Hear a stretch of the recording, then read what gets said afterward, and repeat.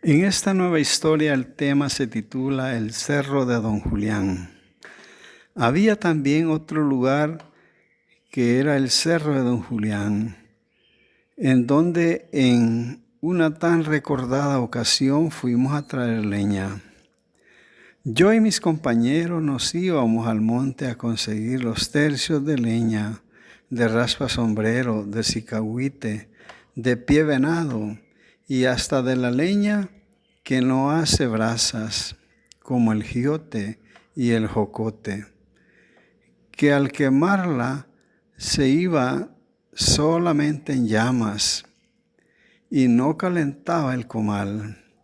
Y las señoras al cocinar renegaban diciendo: esta leña que has traído no sirve para nada, no da brasas, y ya quemé todo el tercio que trajiste y el comal está helado. Y así, ¿cómo se van a cocinar las tortillas?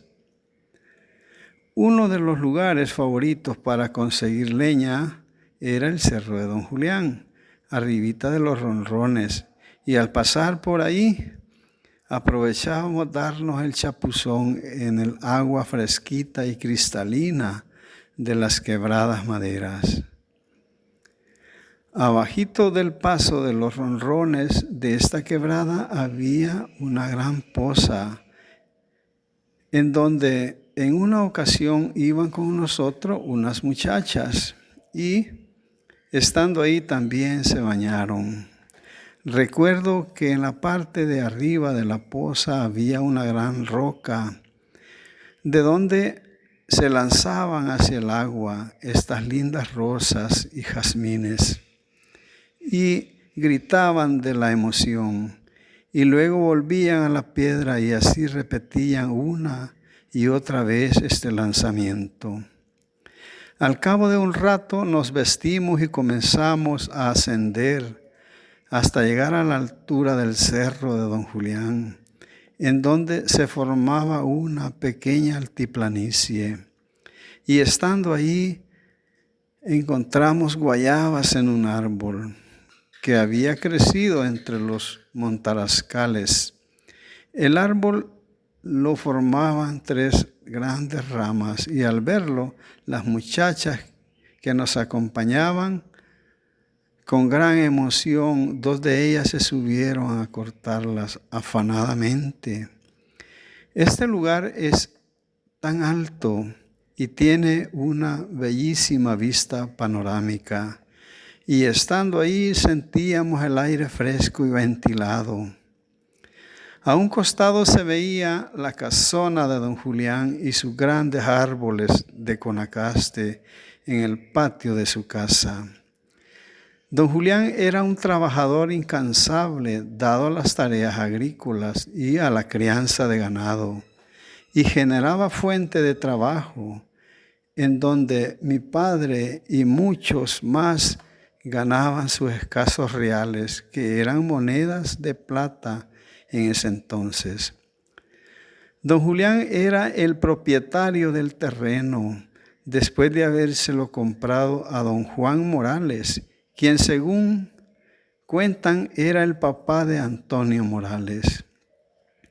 Ya transcurridos muchos años, comentaban en mi lugar que una hija de don Juan, teniendo novio, se fue con él hacia una aldea del país de Honduras, al nomás pasar la frontera con nuestro país. Y don Juan Morales, al enterarse y no estar de acuerdo, se llenó de furia y los persiguió fuertemente armado, encontrándolos cuando ya habían llegado a la casa del novio. Y sin mediar palabras lo asesinó, y tomó a su hija y la obligó a retornar a su casa. Es de suponer que este hecho trágico y otros generó enemistad en contra de la familia Morales, quienes al poco tiempo después de vender los terrenos y según dicen, Se fueron a vivir allá en la cercanía del río Copinolapa, cerca de la presa hidroeléctrica 5 de noviembre. Continuando el relato acerca de la estadía de nosotros en la altura del cerro de Don Julián, en la misma dirección se divisaba el río Lempa y sus emblanquecidas olas formando borbollones. Y más arriba, al otro lado del río, se veía un pescador que tiraba su atarraya una y otra vez. Desde este cerro tan alto se divisaba el potrero El Morralito y la planada del Morrón. Al costado norte y oriente se veían unas partes más altas como el Cerro El Espino, y que después de ahí está el Cerro El Sope, y en territorio hondureño el Cerro Pescadero. Estando nosotros en esa altura, a lo lejos y en la hondonada, se veía una gran diversidad de pájaros y un nido de chiltota que colgaba de las ramas de un árbol de sicahuite, cuya ave volaba en su entorno y caía en otros árboles, como cuidando a sus pichones que supuestamente estaban recién nacidos dentro del nido. El cielo lucía azul, con sus nubes bien cargaditas, como anunciando que pronto caería la lluvia.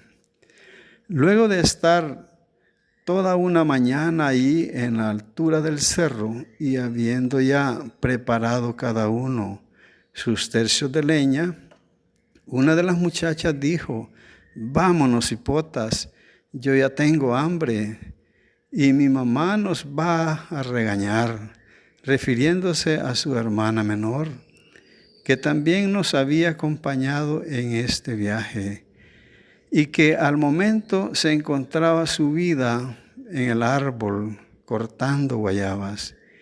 Y fue hasta entonces que nos bajamos de este lugar tan alto, tan vistoso y lleno de poesía.